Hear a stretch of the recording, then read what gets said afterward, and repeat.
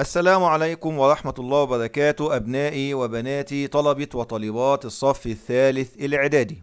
أهلا بكم يا شباب، أخباركم إيه؟ يا رب تكونوا كلكم بخير وبصحة وعافية. النهاردة إن شاء الله هنتكلم عن درس محمد علي وبناء مصر الحديثة. كنا توقفنا في الفيديو اللي فات أو الدرس اللي فات عند المشاكل اللي واجهت محمد علي في بداية حكمه وازاي يتعامل معاها. واللي ما شافش الفيديو هيلاقي ان شاء الله اللينك الفيديو في صندوق الوصف. النهارده بقى هنعرف ازاي محمد علي قام ببناء مصر الحديثة. وافكركم يا شباب اللي لسه ما اشتركش في القناة، يا ريت نشترك في القناة علشان يصلك ان شاء الله كل الدروس بعد كده تبعا. زي ما احنا متعودين يا شباب، في بداية كل درس بنقسم الدرس للنقاط الأساسية. درسنا النهارده هنتكلم فيه في 5 موضوعات أو 5 نقاط. النقطة الأولى البناء الاقتصادي، النقطة الثانية الأحوال الاجتماعية، النقطة الثالثة التعليم والثقافة، رقم 4 القوة العسكرية، رقم 5 البناء السياسي. يبقى درسنا بيتكلم على 5 موضوعات قام محمد علي فيها ببناء مصر الحديثة. أول حاجة نبدأ فيها البناء الاقتصادي. محمد علي طبق في مصر نظام اقتصادي جديد وقتها، ونظام الاحتكار. وعشان نفهم الأول يعني ايه كلمة الاحتكار، أفكرك في البداية لما كنا بنتكلم على الوضع الاقتصادي في مصر أثناء الدولة العثمانية. واللي ما شافش الدرس هتلاقيه في القناة. وضع مصر تحت حكم الدولة العثمانية، كانت مصر من الناحية الاقتصادية كانت ضعيفة، سواء من في الزراعة أو في الصناعة أو في التجارة. يعني محمد علي استلم مصر اقتصادها كان تعبان جدا، كان ضعيف جدا. وكمان كانت لسه مصر خارجة من الحملة الفرنسية، والوضع الفوضى اللي كانت فيها مصر من 1801 ل 1805. فكان وضع الاقتصاد في مصر في بداية حكم محمد علي كان سيء جدا. فطبق محمد علي في بداية حكمه وطبق في خلال حكمه لمصر نظام اقتصادي بيعتمد على مبدأ أو نظام الاحتكار. والاحتكار معناه إيه؟ أو مفهوم الاحتكار معناه أن تقوم الحكومة ممثلة في محمد علي بتحديد نوع الغلات أو المحاصيل اللي بتتزرع، نوع المصنوعات اللي بتصنع أو بتنتج، وكمان تحديد أثمان شرائها من المنتجين وأثمان بيعها في السوق. يعني اللي بيحدد كل حاجة في البلد هو محمد علي. إيه المحاصيل اللي تتزرع، إيه المنتجات أو المصنوعات اللي تتصنع، وتمن بيعها في السوق. ده معنى كلمة الاحتكار بمنتهى البساطة. لما نتكلم بقى على الاقتصاد وقت حكم محمد علي هنتكلم على أكتر من حاجة. بس الأول بيسألك هنا سؤال مهم جدا: بما تفسر؟ ليه محمد علي نظم الاقتصاد في مصر على أساس نظام الاحتكار؟ ليه طبق النظام ده؟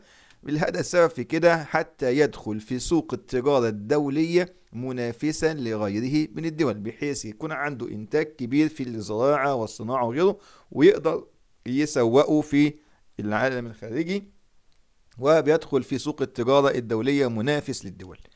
طيب لما اتكلم بقى على وضع الاقتصاد زي ما قلت لك في عهد محمد علي هتكلم في اكتر من موضوع. اول حاجة عندك الزراعة، رقم 2 الصناعة، رقم 3 التجارة، رقم 4 النقل والمواصلات. وهنعرف محمد علي قام بتطوير المجالات ديت ازاي. اول حاجة الزراعة. قام محمد علي بتطوير الزراعة، حيث قام بالآتي ولخصها مع بعض. عمل إيه محمد علي في الزراعة؟ أول حاجة إلغاء نظام الالتزام. فاكرين نظام الالتزام اللي كان مطبق أيام الدولة العثمانية؟ واللي مش فاكره طبعا قلت لك هتلاقيه إن شاء الله في الفيديو في القناة عندك. ونظام الالتزام باختصار إن كان فيه مجموعة من الملتزمين أو الأغنياء بيسموا الملتزمين بيدفعوا الضرائب مقدم للوالي، وبيرجعوا يجمعوها أضعافا من الفلاحين. فمحمد علي لغى النظام ده تماما، مفيش حد هيجمع الضرايب، انا اللي هجمع الضرايب. وقام بتوزيع مساحات الارض على الفلاحين، كل فلاح حسب استطاعته، ومحمد علي هيوفر له كل ما يحتاجه علشان يزرع الارض، بس بشرط يزرع المحصول اللي محمد علي هيقول له عليه. يبقى اول حاجة لغى نظام الالتزام، يبقى اول حاجة الغاء نظام الالتزام. 2 إدخال محاصيل جديدة وأساليب زراعية جديدة. رقم 3 الاهتمام بالتعليم الزراعي واستخدام خبراء زراعيين من الخارج. ركز كده معايا، يبقى عندك إيه؟ إلغاء إدخال اهتمام. نحفظها كده مع بعض بسهولة: إلغاء ادخال اهتمام. الغاء نظام الالتزام، ممكن حتى نلخص الاساليب ديت. اول حاجه الغاء نظام الالتزام، ادخال محاصيل جديده، اهتمام بالتعليم الزراعي. رقم 4 تحسين طرق الري. يبقى تاني كده: الغاء، ادخال، اهتمام، تحسين. الغاء نظام الالتزام، ادخال محاصيل جديده، الاهتمام بالتعليم الزراعي، وتحسين طرق الري عن طريق إنشاء العديد من القناطر، وأهمها القناطر الخيرية. آخر حاجة تزويد الفلاحين بكل ما يلزم الزراعة. يبقى نقدر نلخص الأساليب اللي اتبعها محمد علي في تطوير الزراعة في 5 كلمات: إلغاء، إدخال، اهتمام، تحسين، تزويد. إلغاء نظام الالتزام، إدخال محاصيل جديدة، اهتمام بالتعليم الزراعي، تحسين طرق الري، تزويد الفلاحين بكل ما يلزم الزراعة. وبعد فترة بسيطة أصبح عندك في مصر في تطور في المجال الزراعي، وفرة في المحاصيل، وكل المحاصيل اللي بتزرع كانت بتتجمع في مخازن الدولة. فكل فلاح ملزم انه يزرع اللي محمد علي هيقول له عليه. مفيش حد هيزرع بمزاجه، هو يحدد له هتزرع ايه، وبعد ما يزرع المحصول بتاعه يسلم المحصول دوت لمين؟ لمحمد علي. ومحمد علي هو اللي هيبيع المحاصيل ديت في الأسواق. ده بالنسبة للزراعة. النقطة التانية الصناعة. قام محمد علي بتطوير الصناعة، حيث قام بالآتي: أول حاجة إقامة المصانع الحكومية. أقام مصانع زي مصانع الأسلحة، الغزل والنسيج، مصانع الورق، مصانع السكر وغيرها. واستعان بالخبراء الأجانب، اللي استعان بالخبرات الأجنبية. وبعت كمان بعثات للخارج لتعلم طرق الصناعة الحديثة.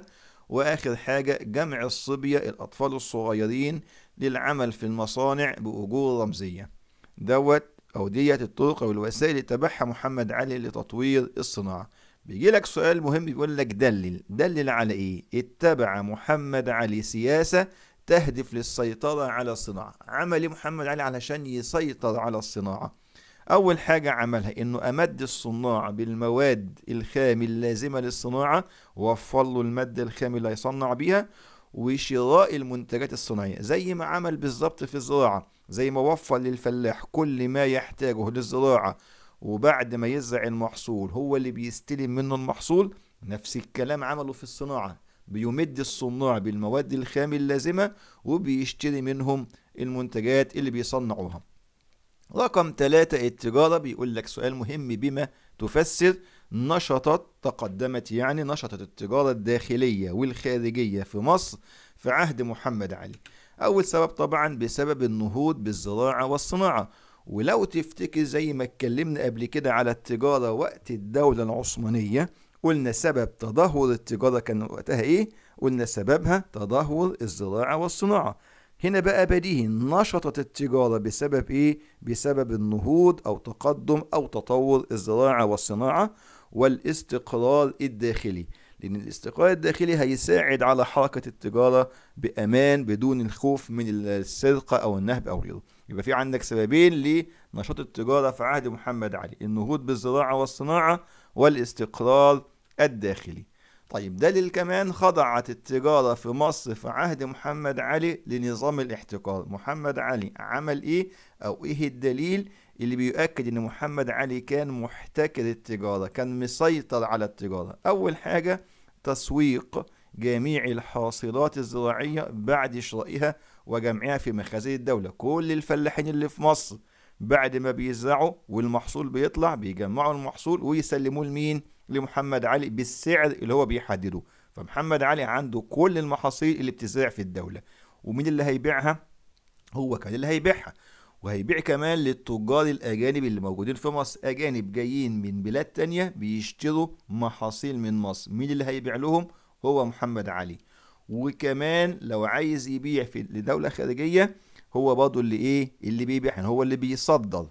ولو عايز نستورد من الخارج، مين اللي هيستورد؟ مين هيشتري منتجات من الخارج؟ برضه هو محمد علي. احتكار او احتكار تجارة الواردات. يعني اصبح محمد علي محتكر التجارة الداخلية، التجارة ما بين القرى والمحافظات، وكمان التجارة الخارجية، التصدير والاستيراد، كله من خلال محمد علي. آخر حاجة في موضوع البناء الاقتصادي: النقل والمواصلات. اهتم محمد علي بالنقل والمواصلات ازاي؟ انه مهد عن طريق تمهيد وتأمين الطرق البرية والبحرية، بناء أسطول في البحرين الأحمر والمتوسط، الاهتمام بالمواني المصرية، وتطهير البحر الأحمر من القرصنة. كده نكون اتكلمنا على البناء الاقتصادي. نتكلم بقى على الأحوال الاجتماعية، وضع المجتمع في مصر أيام محمد علي. بيقول لك دلل على كان لسياسة محمد علي أثرها في تشكيل القوى الاجتماعية في مصر. إزاي؟ طبعا بعد التحول الاقتصادي اللي عمله محمد علي، ده أدى إلى حاجتين: اختفاء وظهور. اختفاء قوى اجتماعية كانت موجودة قبل كده واختفت، وظهور قوى اجتماعية ما كانتش موجودة فظهرت في عهد محمد علي. ومجمعها لك هنا في جدول: اختفاء قوى اجتماعية وظهور قوى اجتماعية جديدة. من القوى الاجتماعية اللي اختفت ثلاث حاجات. أول حاجة المماليك كهيئة حاكمة، طبعا بعد ما تخلص منه في مذبحة القلعة ما بقاش ليهم وجود سياسي، ما بقاش ليهم تقل سياسي، أصبحوا طبعا موجودين ولكن ما لهمش دور في العمل السياسي. فالمماليك كهيئة حاكمة اختفوا من الوضع أو الشكل السياسي في مصر. اتنين، طبقة التجار. طبعا تدهورت طبقة التجار بشكل كبير جدا في عهد محمد علي بسبب نظام الاحتكار اللي عمله، فأصبح هو الوحيد اللي بيتاجر، هو المتحكم في التجارة. فطبقة التجار تدهورت أو اختفت تقريبا في عهد محمد علي. رقم ثلاثة، علماء الأزهر والقيادات الشعبية ما بقاش لهم دور أو في العمل السياسي، ما بقاش لهم وضع سياسي خلاص. بعد ما محمد يتخلص من الزعامة الشعبية ممثلة في عمر مكرم ونفاه إلى دمياط زي ما شفنا في الدرس اللي فات، فبالتالي أصبح ما بقاش ليهم دور ولا ليهم قيادة شعبية.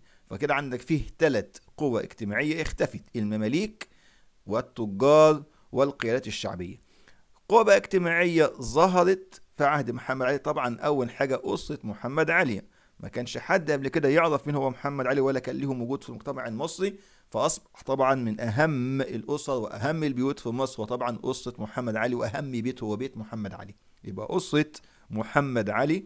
رقم اتنين، طبقة الأعيان، هم كبار ملاك الأراضي الزراعية.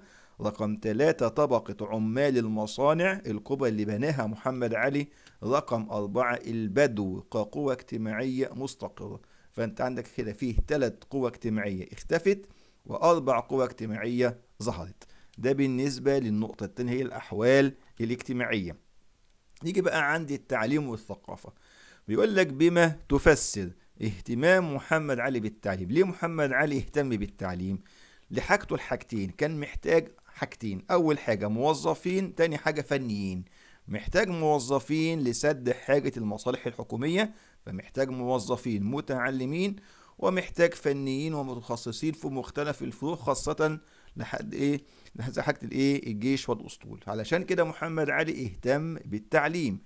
يهتم محمد علي بالتعليم بقى عن طريق إنشاء إيه أو عن طريق إيه؟ أول حاجة المدارس، البعثات الخارجية، استقدام معلمين أجانب، وإنشاء المطابع أو المطبعة. بس قبل ما نتكلم على الأربع نقاط دول هنتكلم على حاجة مهمة جدا. قبل محمد علي وأثناء حكم الدولة العثمانية كان المكان اللي فيه تعليم في مصر هو الأزهر. قلنا اقتصر التعليم في الأزهر على الايه، الفقه والتشريع والعلوم الدينية. فمحمد علي بدأ نظام تعليم جديد، عايز تعليم مدني، محتاج مهندسين وأطباء وفنيين في مختلف المجالات. فبدأ الموضوع دوت ازاي؟ ما بدأهاش بالتعليم الابتدائي والإعدادي والثانوي، لا، بدأ بالجامعة على طول، بالكليات. فمحمد علي بنى أول حاجة كليات مختلفة. وكليات كان زمان اسمها مدارس عليا، مدارس زي مثلا مدرسة الطب أو كلية الطب والهندسة والصيدلة والزراعة والتجارة وغيرها من الكليات.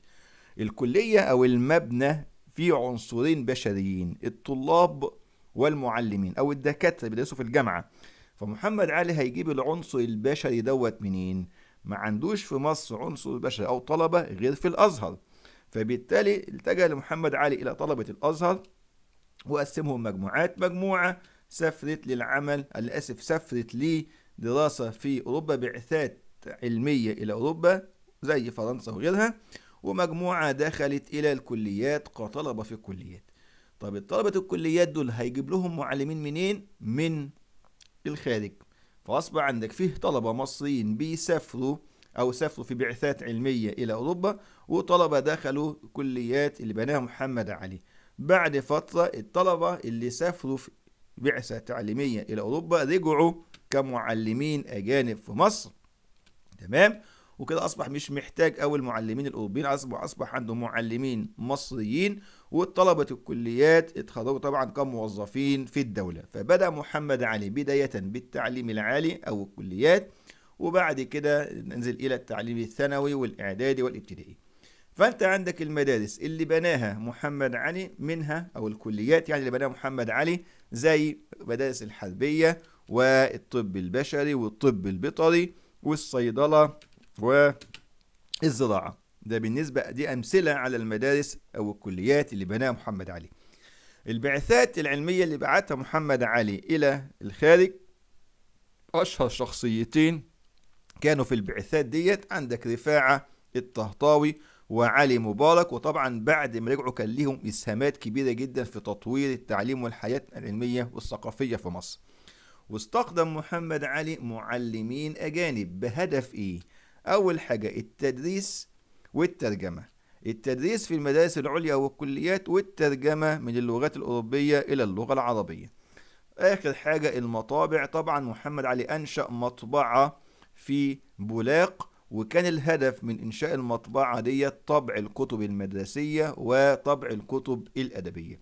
وكمان أصدر أول صحيفة، وهي صحيفة الوقائع المصرية. اتفقنا يا شباب؟ وبكده نكون اتكلمنا على أول 3 نقاط في الدرس، وباقي إن شاء الله النقاط هنتكلم عليها بإذن الله في الحصة القادمة والدرس القادم.